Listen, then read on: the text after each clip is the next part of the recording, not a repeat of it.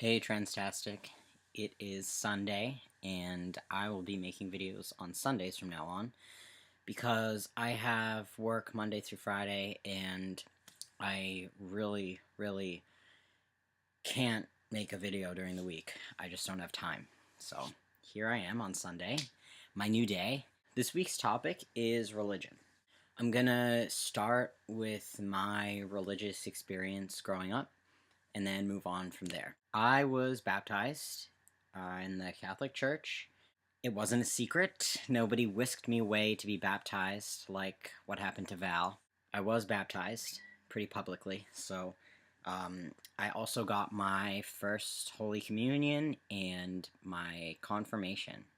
I went to Catholic school from kindergarten to 7th grade.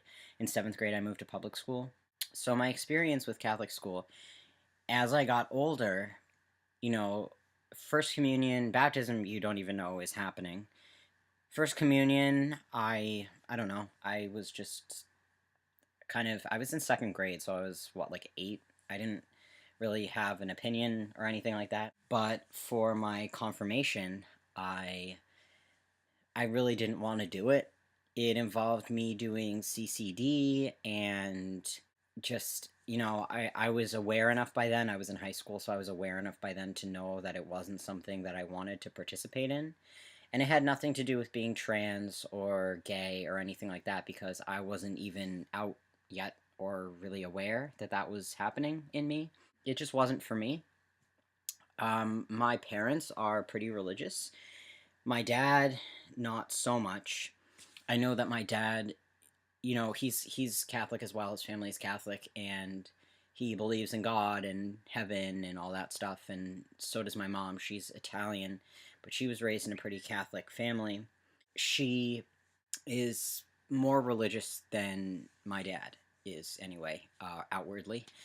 She gets really upset when our family misses church every Christmas. When I came out as gay, I no longer wanted to go to the church that I had been raised in because it did not support me being gay. So I either wanted to find a new church or not go to church at all. And the best option at that time for me was to not go to church anymore at all. I have been an altar server since I was in 2nd grade. From 2nd grade to 10th grade, I altar served, and I got to the status of being an acolyte for a few years, which is like, lead altar server at Mass every Saturday and Sunday, and I hated it. At first, it was cool and fun, and I liked it, but then I just hated it. I didn't want to be a part of it anymore, and by the time I did make the decision to leave that church, I really didn't want to have anything to do with it anymore. So when I went to college, I stood up for myself at Christmas and I said, I don't want to go to church on Christmas. And I haven't ever since, which I think upsets my mom. But, YOLO. So, me personally, I don't know what I believe. I like to identify myself as agnostic at this point, which, for those of you who don't know what that means, it basically is like I'm open to the idea. I'm not naked, by the way. I have boxers on. It looks like I'm naked, but I'm not. Agnostic basically means that I'm open to the idea of a higher being, but that I'm not exactly 100% there yet. I firmly believe that everyone should believe what they want to. It's none of my business what you do, what you believe. If you do believe in God, good for you. There was a time in my life where I really did want to believe in God, and it upset me that I didn't.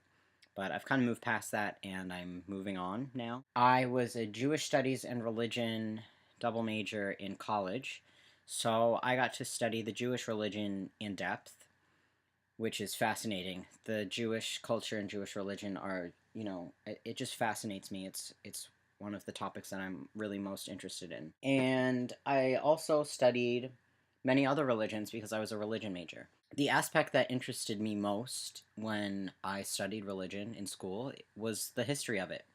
Studying religion in Catholic school and elementary school and studying religion from a scholarly perspective in a liberal arts college were two totally different experiences for me.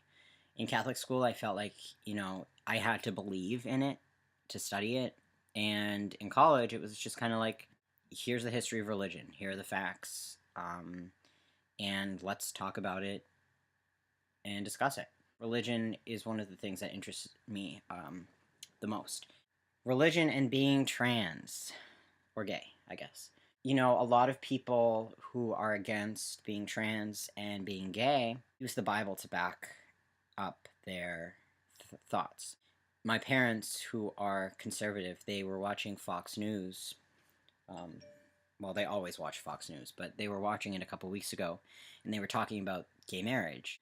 And Bill O'Reilly, who I really couldn't care less for, he said that the argument that gay people have and are using about, their rights and everything like that is a much more compelling and believable argument, a stronger argument than very super religious Christian and other religious groups who are saying no to gay marriage and everything like that. He said that their arguments, which are only, they fall back on the Bible almost 100%, are just, weaker arguments than the arguments that gay people have. And I think that's true. The whole thing about the Bible says not to and everything like that, the Bible also says a lot of weird things, and the Bible also says to not do a lot of strange things. A lot of things that we say, well, it's thousands of years later, so, that's a little outdated. And then there are other things that they say, oh, well, the Bible says not to do it, so we shouldn't do it. But again, unless you're shoving it down my throat, I will obviously defend myself, but you're entitled to believe whatever you want to believe, and that's my opinion on it. That's about it. So I will see you guys next Sunday.